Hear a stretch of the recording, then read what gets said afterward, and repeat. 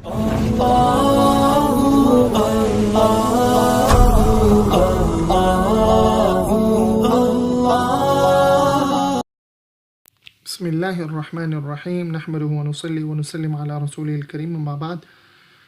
मुअज़्ज़िज़ सामीन किराम, ये हमारा दुरूस में मेरास में 14वां दर्स है और इसमें हम आसबात के बारे में बात करेंगे। इससे पहले के दुरूस में हमने ये बात की थी कि आसबा की कुल 3 बड़ी किस्में हैं, एक ज़विल फ़ुरूज़, दूसरा आसबात और तीसरा ज़विल अरहाम। फिर ज़विल फ़ुरूज़ के बारे में हमने पिछले दुरूस में बात की थी, इनकी तादाद कुल 12 है और तरतीबी तालीमी ये है: अब, जद्द सही, अख़ैफ़ी, उख़्त ख़ैफ़ी, ज़ौज, ज़ौजा, बिन्त, बिन्तुल इब्न, उख़्त आइनी, उख़्त अल्ली, जद्दा सहीहा।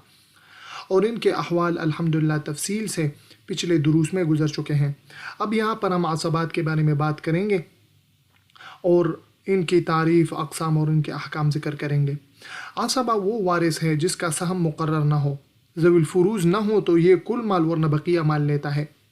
आसबात वो वारिस है जिनका हिस्सा शरीयत में मुतय्यन न हो कि ये निसफ़, रुबो, सुमुन, सुलसान, सुलुस, सुदुस यानी निसफ़ हिस्सा लेंगे, तिहाई लेंगे, 8वां हिस्सा लेंगे या चौथाई हिस्सा लेंगे। इस तरह कोई हिस्सा इनका मुक़र्रर नहीं है। ये ज़विल फ़ुरूज़ हिस्स लेने के बाद जितना माल भी बच जाए तो ये वो लेते हैं, या मिसाल के तौर पर ज़विल फ़ुरूज़ न हो तो ये कुल माल ले लेते हैं। फिर इनमें तक़सीम किस तरतीब से होगी तो इंशाअल्लाह वो नीचे आएगी। फिर आसबा की अक़साम, आसबा की 2 बड़ी किस्में, एक आसबा नसबी है और दूसरा आसबा सबबी है। हम आसबा नसबी से बात करेंगे, आसबा सबबी से बात नहीं करेंगे, और इसकी वजह यह है कि आसबा सबबी ये मुअत्तिक़ को कहते हैं। आसबा सबबी उस शख्स को कहते हैं कि मिसाल के तौर पर मैयत जो है वो ग़ुलाम था और इस शख्स ने उस मैयत को आज़ाद किया था और फिर वो मर गया, उसके अपने औलाद या आसबा नसबी नहीं थे, तो फिर ये शख्स आसबा सबबी होकर उसके माल का वारिस होगा और वो माल लेगा। तो आजकल चूँकि ग़ुलामों का सिलसिला है ही नहीं, लिहाजा यहाँ पर इससे बहस करना मुख़िल फ़हम होगा। लिहाजा हम आसबा नसबी ही के बारे में बात करेंगे और इसी से इंशाअल्लाह तफसील बयान करेंगे। अक़साम इसकी ये हैं: आसबा नसबी की 3 किस्में हैं, आसबा बिनफ्सिही, आसबा बिग़ैरिही और आसबा मा गैरिही। सबसे पहले आसबा बिनफ्सिही। आसबा बिनफ्सिही के मुताल्लिक़ 4 चीज़ें काबिल बयान हैं। हम आसबा नसबी में फिर आसबा बिनफ्सिही की अक़साम का तज़किरा कर रहे हैं। पहले तारीफ़, अक़साम, वजूही तरजीह और हुक्म। तारीफ़: आसबा बिनफ्सी वो मुज़क्कर वारिस है जो बिला वास्ता या बवास्ते मुज़क्कर मैयत की तरफ मंसूब हो। इसकी अक़साम 4 हैं: मैयत की फ़रा, मैयत की असल, मैयत के अब की फ़रा और मैयत के जद की फ़रा।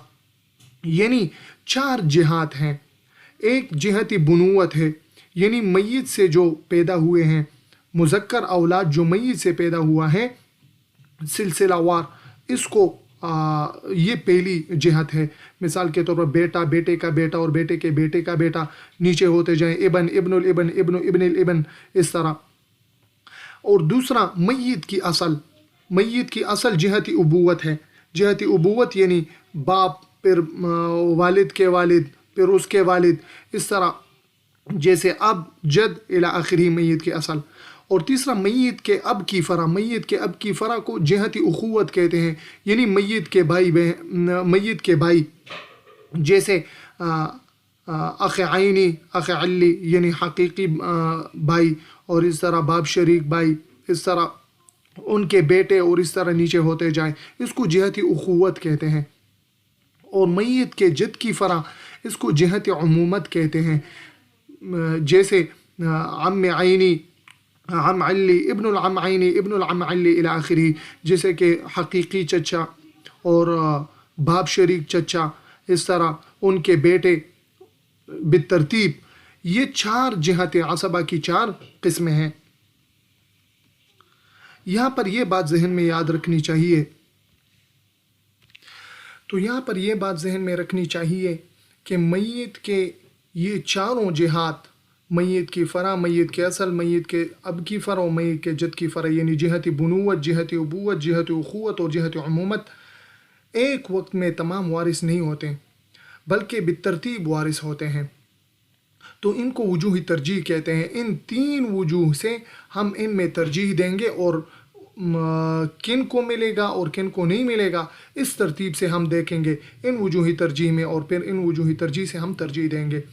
یہاں پر دیکھیں عصبات کے تمام اقسام بیک تو وارث نہیں ہوتی، بلکہ وجوہی ترجیح کے ذریعے ان میں بعض کو بعض پر ترجیح دی جاتی ہے۔ وجوہی ترجیح 3 ہے۔ ایک ترجیح بالجہت ہے، پہلی قسم کے ہوتے ہوئے باقی 3 قسمیں عصبہ نہیں ہوتی۔ اس طرح دوسری قسم کے ہوتے ہوئے باقی 2 قسمیں، اور تیسری قسم کے ہوتے ہوئے چوتھی قسم عصبہ نہیں ہوتی۔ اس کی ترتیب یہ ہے، مثال کے طور پر میت کی فرع موجود ہے، ابن الابن موجود ہے، ابن بیٹا یا بیٹے کا بیٹا پوتا یہ موجود ہے، تو اب جد باپ دادا یا اخ عینی اخ علی یعنی حقیقی بھائی، اس طرح باپ شریک بھائی یا حقیقی چچا باپ شریک چچا ان کے بیٹے، یہ تینوں جو جہات ہیں یہ عصبہ نہیں بنیں گی۔ پہلے کی موجودگی میں یہ تینوں عصبہ نہیں بنیں گی۔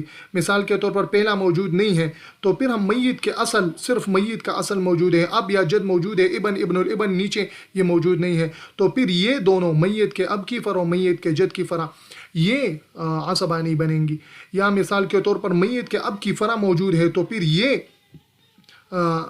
عصبہ نہیں بنے گی۔ اس کو ترجیح بالجہت کہتے ہیں۔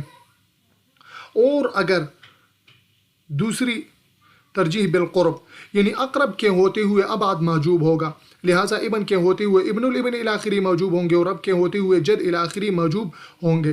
اس کی وضاحت یہ ہے، یہاں پر دیکھیں، یہ تو تب کی بات تھی کہ مثال کے طور پر میت کا ابن بھی ہے اور اب بھی ہے، دونوں مختلف جہات سے ہیں، تو پھر جہت ترجیح بالجہت کام کرے گی، لہٰذا ترجیح بالجہت کے ترتیب سے ہم پہلے کو ترجیح دیں گے اور دوسرا محجوب ہوگا۔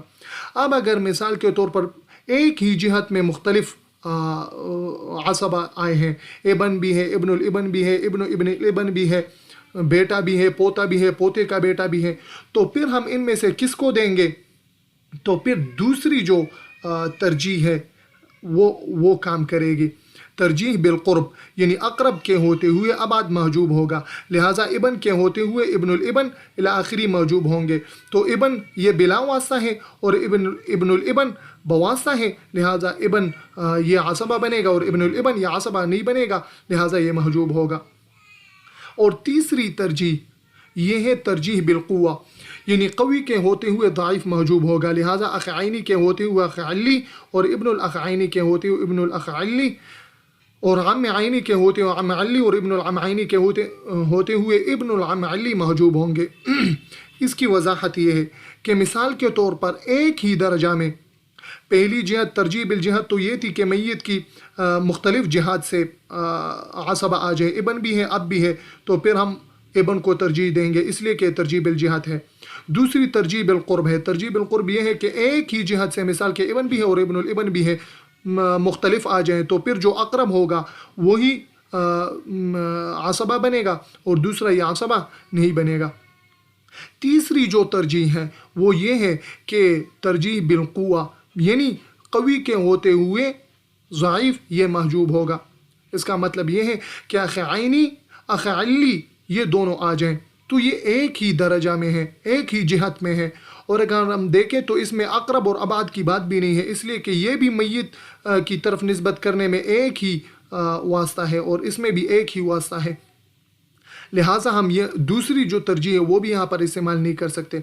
لہٰذا تیسری ترجیح ہم یہاں پر دیکھیں گے کہ یہ اخ عینی ہے۔ اخ عینی مطلب میت کا حقیقی بھائی ہے، یعنی باپ اور ماں دونوں میں میت کے ساتھ شریک ہے، اور اخ علی جو ہے یہ باپ شریک بھائی ہے، تو لہٰذا یہاں پر ماں اور باپ دونوں طرف سے یہ ان کا بھائی ہے، یہ قوی ہے، اور یہ اخ علی صرف باپ کی طرف سے ہے، یعنی ماں ان کی جدا ہے، باپ صرف ایک ہے، باپ ایک ہے اور ماں جدا ہے۔ ماں جدا ہونے کا مطلب یہ ہے کہ زید یہ زینب سے پیدا ہوا ہے، یہ زید ہے، ان کی ماں زینب ہے اور ان کی ماں یہ عائشہ ہے، اور باپ ان دونوں کا زید ہے، لہٰذا دونوں تو باپ میں شریک ہیں۔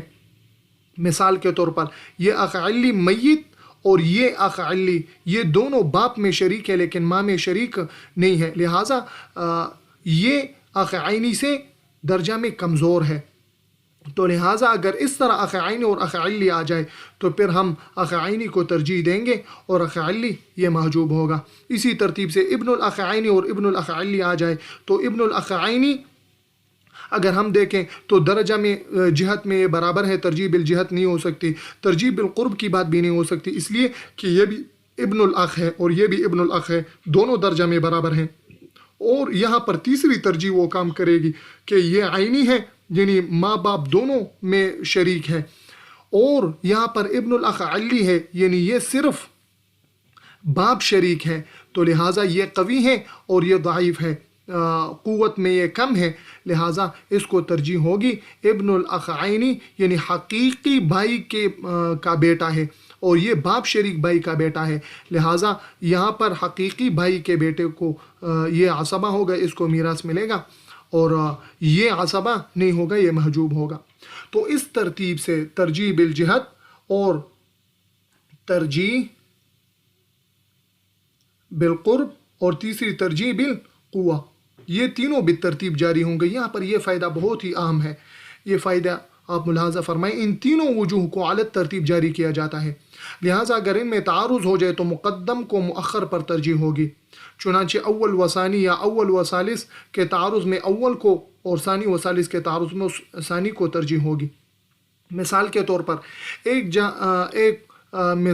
ایک مثال میں ہمارے یہاں ایک جگہ ترجیح بالجہت ہے اور دوسرے میں ترجیح بالقرب ہے، تو ہم ترجیح بالجہت کو ترجیح دیں گے۔ ترجیح بالجہت چونکہ یہ ہم نے پہلے ذکر کیا ہے، لہٰذا اس کو بالترتیب ہم استعمال کریں گے، تو ترجیح بالجہت کو ترجیح ہوگی، اور اگر مثال کے طور پر ترجیح بالقرب اور ترجیح بالقوہ میں تعارض آ جائے تو پھر ہم ترجیح بالقرب کو ترجیح دیں گے، اور اگر ترجیح بالقوہ اور ترجیح بالجہت یعنی پہلے والے میں اگر تعارض آ جائے تو پھر ہم پہلے والے کو ترجیح دیں گے۔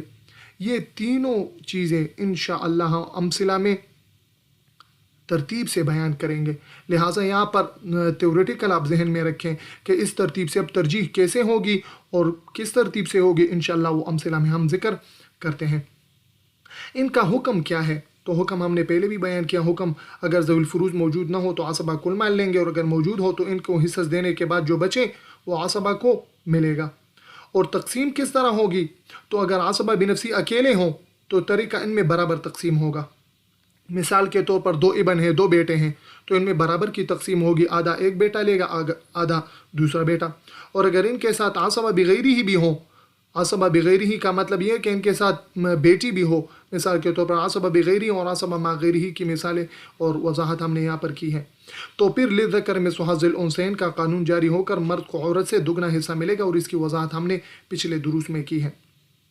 عصبہ بغیری ہی کس کو کہتے ہیں؟ عصبہ بغیری ہی وہ مؤنث ہے جو اپنے بھائی کے ساتھ مل کر عصبہ بنتی ہے، اور یہ کل 4 ہیں: بنت الابن، اخت عینی اور اخت علی، یعنی بیٹی اور بیٹے کی بیٹی یعنی پوتی، اور حقیقی بہن، اور اس طرح باپ شریک بہن، یہ چاروں یہ بیٹی ہے تو بیٹی بیٹے کے ساتھ عصبہ بنتی ہے۔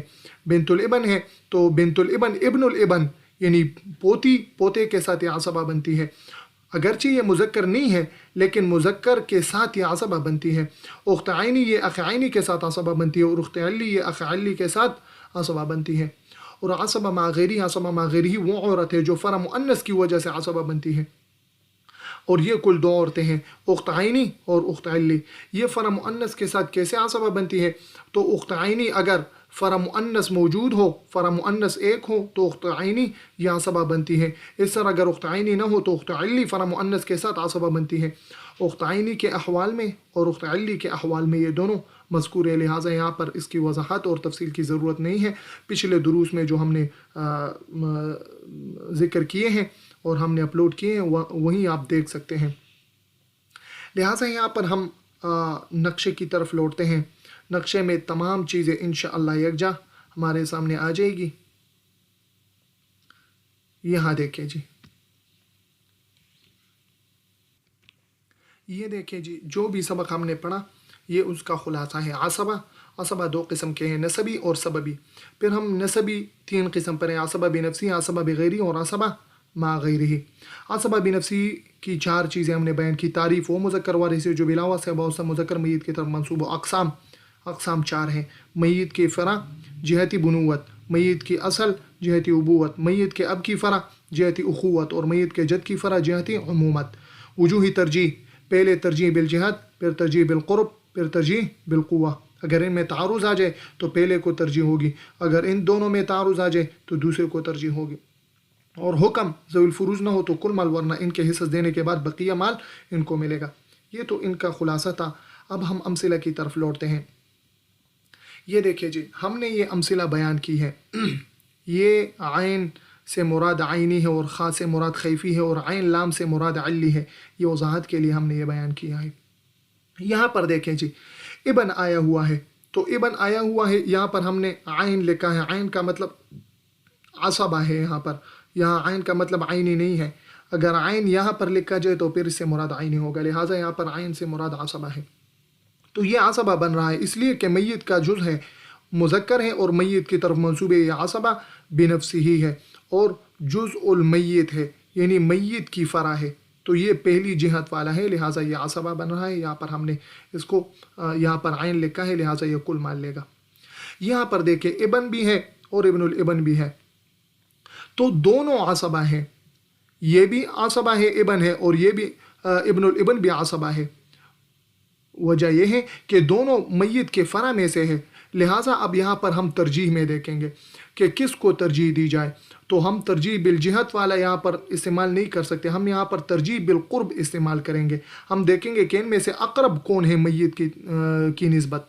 तो मय्यत की निस्बत इबन अक़रब है, ये बेटा है, और इब्नुल इबन ये पोता है, लिहाजा ये नज़दीक है, ये असबा बनेगा। और मीम का मतलब महजूब, ये महजूब होगा। यहाँ पर इस मिसाल में देखें जी, यहाँ पर इबन है और अब है, तो दोनों अगर देखें तो दोनों असबा हैं। इबन ये मय्यत की फ़रा है और अब ये मय्यत की असल है, तो ये पहली जिहत है जिहती बुनुवत और ये दूसरी जिहत है जिहती उबूवत। लिहाजा अब दोनों को तो एक तरतीब से मीरास जारी नहीं कर सकते, तो इनमें तरजीह होगी।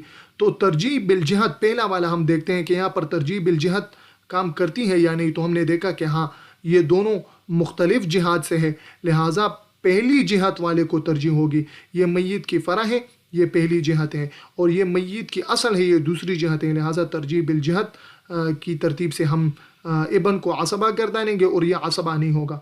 अब को अपना हिस्सा ज़ी फ़र्ज़ होने की एतबार से वो मिलेगा। अब कितना मिलेगा हमने वो बयान किया है, अब उनके दुरूस में देखा जाए। इनकी तमरीन हम इंशाल्लाह बाद में करेंगे, तस्हीह मसला करने के बाद। इंशाल्लाह आने वाले दर्स में या इसके बाद वाले दर्स में हम बिल्कुल तरतीब से मसला का हल और उसका तरतीब इंशाल्लाह हम ज़िक्र करेंगे। यहाँ इस मिसाल को देखें, ये अख़ आइनी है और ये अख़ अल्ली है, दोनों असबात में से हैं, इसलिए कि मय्यत के अब की फ़रा है, जिहती उख़ुवत है, ये भी अख़ हैं और ये भी अख़ हैं। लिहाजा अब हम देखेंगे जिहत तरजीह बिल जिहत यहाँ पर इस्तेमाल नहीं होती, इसलिए कि दोनों एक ही जिहत से हैं। तरजीह बिल क़ुर्ब भी इस्तेमाल नहीं हो सकती, इसलिए कि दोनों एक दर्जा में हैं। मय्यत की तरफ निस्बत करने में एक ही वास्ता है, 2-3 वास्ते ऐसे नहीं है कि एक में 2 वास्ते हैं या एक में कम है। तो तरजीह बिल क़ुर्ब भी इस्तेमाल नहीं हो सकता। हाँ, तरजीह बिल क़ुव्वत यहाँ पर इस्तेमाल हो सकती है, इसलिए कि ये अख़ आइनी है, अख़ आइनी है, ये क़ुव्वत में ज़्यादा है अख़ अल्ली से, इसलिए कि ये माँ बाप शरीक भाई है और ये सिर्फ बाप शरीक भाई है, लिहाजा इसको तरजीह होगी, यह असबा होगा और ये महजूब होगा, इसको कुछ नहीं मिलेगा। दूसरी बात जो हमने वहाँ पर की थी, अगर तरजीह बिल क़ुर्ब और तरजीह बिल जिहत और तरजीह बिल क़ुव्वा इनके आपस में तारुज़ आ जाए तो हम फिर किसको तरजीह देंगे।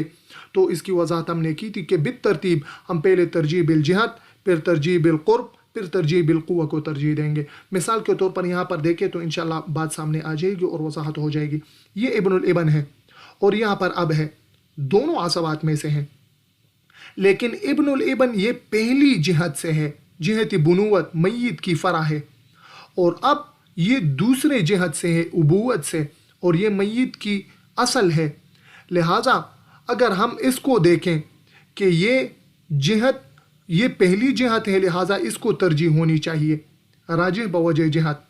اور اگر ہم اس کو دیکھیں کہ یہ اگرچہ میت جہت دوسری ہے لیکن یہ قریب ہے، اس کے درمیان واسطہ نہیں ہے، میت کی طرف نسبت کرنے میں کوئی واسطہ نہیں ہے، یہاں پر ایک واسطہ یہ موجود ہے، یہ بوجہ قرب راجح ہے، تو یہاں پر ترجیح بالجہت اور ترجیح بالقرب دونوں کا تعارض آ گیا۔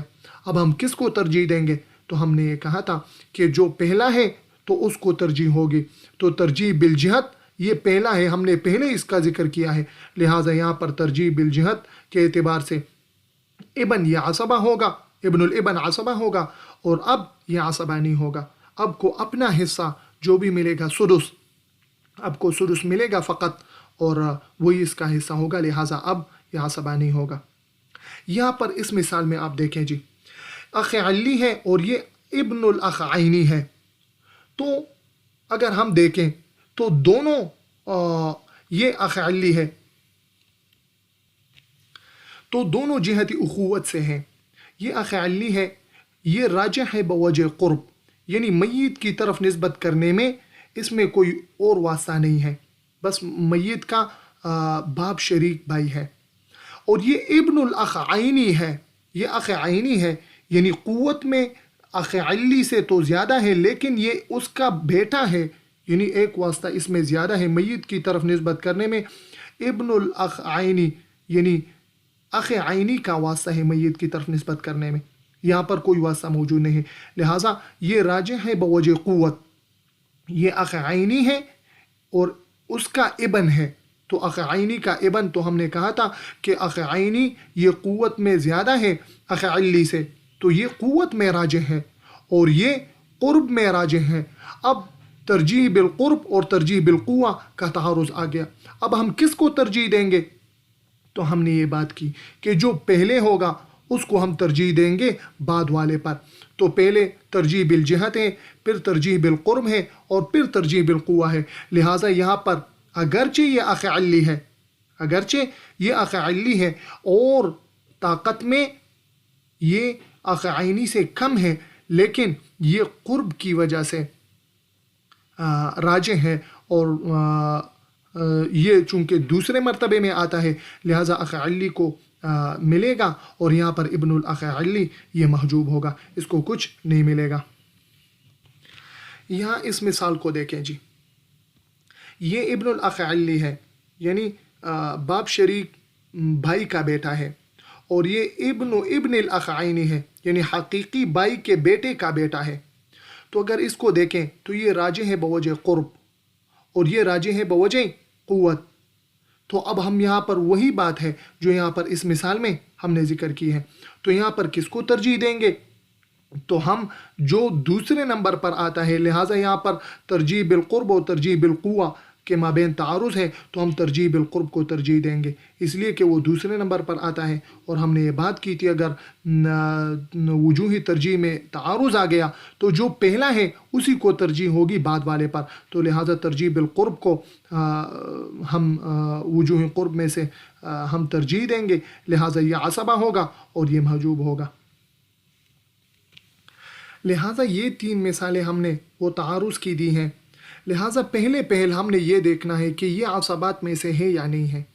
اگر عصبات میں سے ہے اور مختلف جہات سے آئے ہیں تو پھر ان تین وجوہی ترجیح کو بالترتیب ہم استعمال کریں گے، دیکھیں گے کہ وجوہی ترجیح میں سے کون سا یہاں پر استعمال ہوتا ہے۔ ترجیح بالجہت اگر استعمال ہوتا ہے تو پھر ترجیح مثال کے طور پر اگر ایک جہتی ابوت سے ہے اور دوسرا جہتی بنوت سے ہے تو جہتی بنوت یہ پہلے ہے، لہٰذا ترجیح بالجہت کی ترتیب سے ہم پہلے بنوت والے کو عصبہ بنائیں گے، اور اگر ایک ہی جہت سے ہیں تو پھر ہم ترجیح بالقرب اور ترجیح بالقوہ کا عمل لائیں گے، تو یہاں پر مثال کے طور پر اب ہے اور یہ ابو الاب ہے، یہ دونوں ایک ہی جہت سے ہیں، تو پھر ہم یہاں پر ترجیح بالقرب والا دیکھیں گے، اب یہ اقرب ہے اور ابو الاب یہ ابعد ہے میت کی طرف نسبت کرنے میں، باپ ہے اور یہ باپ کے باپ یعنی دادا ہے، تو میت کی طرف نسبت کرنے میں نزدیک تو باپ ہے، لہٰذا یہ عصبہ ہوگا اور یہ محجوب ہوگا، تو ترجیح بالقرب پر عمل کریں گے،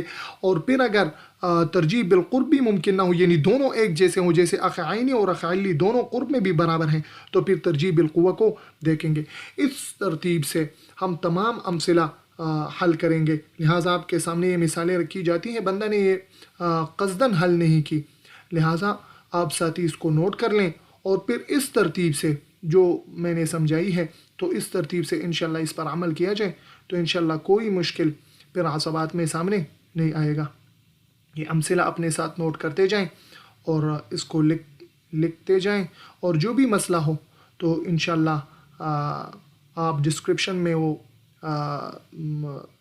یا کمنٹ میں آپ بیان کر سکتے ہیں، انشاءاللہ آپ کو جواب اس کا مل جائے گا۔ اللہ ہم سب کو سمجھنے کی توفیق عطا فرمائے۔ وصلی اللہ تعالی علی خیر خلق محمد و آلہ و صحبہ اجمعین برحمتک یا ارحم الراحمین۔